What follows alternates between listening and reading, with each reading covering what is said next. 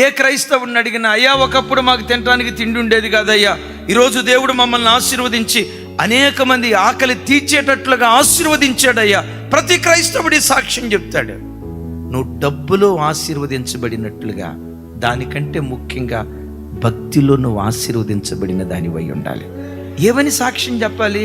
అయ్యా ఒకప్పుడు నాకు ప్రార్థన అంటే మనసు ఉండేది కాదయ్యా. ఎవరిని బిడ్డలారా చూడండి, ఒకప్పుడు ప్రార్థన అంటే నాకు మనసు ఉండేది కాదయ్యా. ప్రార్థన చేసుకుందామని మోకరిస్తానా, 1 నిమిషం 2 నిమిషాల్లోనే నా ప్రార్థన అయిపోయేదయ్యా. ఈరోజు ప్రార్థనలో ఎంత ఎదిగానంటే, ప్రార్థన చేద్దామని మోకరిస్తే గంట సేపు చేసిన 2 నిమిషాల క్రితమే మోకరించినట్లు అనిపిస్తుంది అయ్యా. 2 గంటల సేపు ప్రార్థన చేసిన అసలు తృప్తి తీరట్లేదయ్యా. ఒకప్పుడు 2 నిమిషాలు కూడా ప్రార్థన చేయటం రాని నా బ్రతుకులో 2 గంటలు దేవుని దగ్గర గడిపే భాగ్యం దేవుడు నాకు ఇచ్చాడయ్యా అని ఈ మాట నీ నోట ఉండాలి. ఒకప్పుడు నా జీవితం 20,000 అయ్యా. ఈరోజు ప్రభు నమ్ముకొని ప్రభు పాదాలు పెట్టుకున్నాను, ₹1,00,000 జీతమైంది. ప్రైజ్ గాడ్ అవ్వాలి.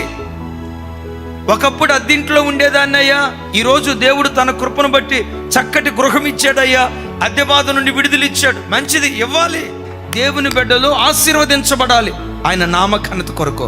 అయితే నువ్వు అనాల్సిన మాట ఏంటో తెలుసా? ఒకప్పుడు 3 నిమిషాల ప్రార్థనా జీవితం కూడా లేని నా జీవితంలో 3 గంటలు ప్రభు దగ్గర గడిపే భాగ్యం దేవుడు నాకు ఇచ్చాడయ్యా.